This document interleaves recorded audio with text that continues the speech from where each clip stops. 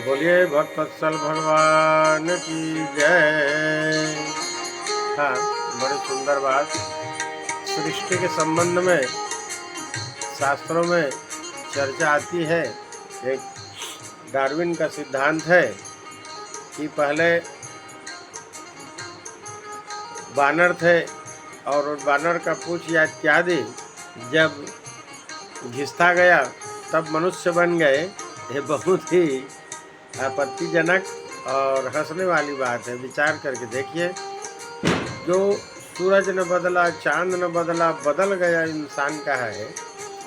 वो चंद्रमा, सूरज, जितने प्रकृति हो सब वैसी की वैसी प्रकृति नहीं बदल रहे भैया। और उदाहरण देख लीजिए, हम लोगों के पास पहले साइकिल था, साइकिल को बदल करके मोटरसाइकिल किए, मोटरसाइकिल को बदल करके मारुति कार किए, मारुति को बदल करके बोलेरो लिए, स्कॉर्पियो लिए, गामा लिए, ऐसे सब गाड़ी रोज बदल रहे हैं। लेकिन भगवान देखिए, ओम पूर्णमदः पूर्णमिदम कहा है, उसी के हिसाब से गजानन स्वामी जब से सृष्टि हुई तब से मूषक वाहन है, तो अभी तक कोई वाहन वो नहीं बदले, मूषक में ही पूर्ण है।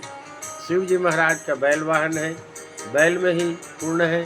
माँ भगवती के सिंह का वाहन है, सिंह में ही पूर्ण है। गरुड़ विष्णु भगवान के वाहन है, गरुड़ जी में विष्णु भगवान खुश है। इस प्रकार से उनका जितना बनाए हुए है वह सब पूर्ण में पूर्ण है, उनको बदलने की आवश्यकता नहीं रहती। और हम सब मनुष्य जो बनाते हैं उसको तत्काल बदल देते हैं।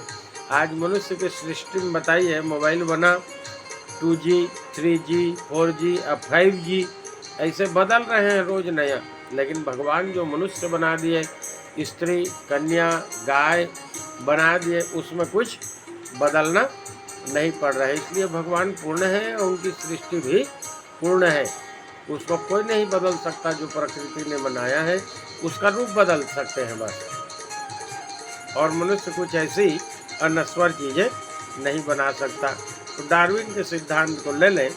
डार्विन कहते थे कि पहले बानर थे, कुछ इत्यादि जब उसका घट गया तब मनुष्य बने। ये सर्वथा अनैतिक और आपत्तिजनक बात है। देखिए, तुलसीदास जी लिखते हैं मानस में, चार खान जग जीव अपारा, 4 प्रकार की सृष्टि की उत्पत्ति बताए हैं। पहला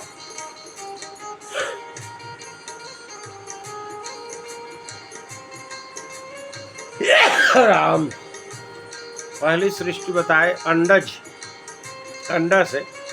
जैसे मुर्गी अंडा देती उससे जन्मते हैं, या घिरखा या सांप इत्यादि, ये सब अंडज है।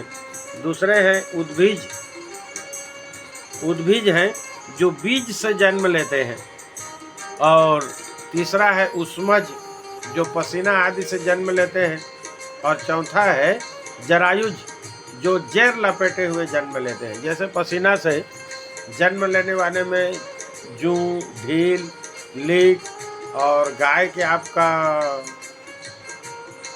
किन्नी, इस प्रकार से सब जन्म लेते हैं। अब विचार करके देखिए, इस चौथा से 5वां प्रकार की कोई सृष्टि नहीं है। इसी 4 प्रकार से जब से पृथ्वी बनी है तब से आज तक होता आ रहा है।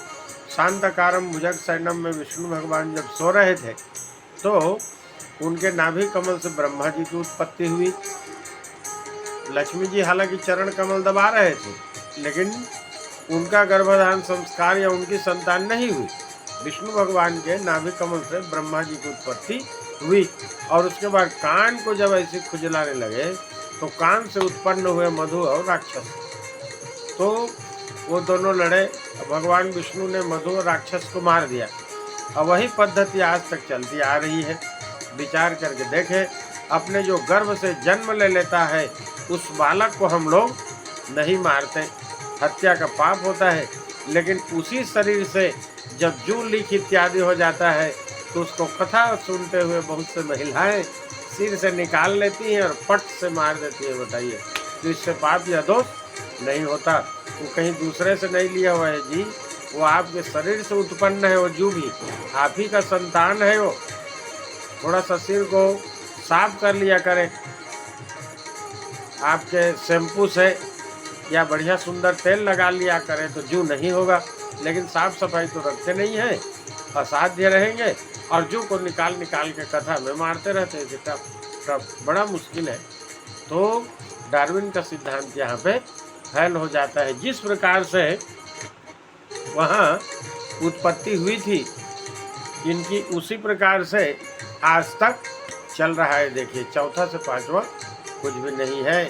तो ये वैज्ञानिक पद्धति जो है भले ही प्रमाण मानते हैं लेकिन अधूरा है। बोलिए भक्तवत्सल भगवान की जय।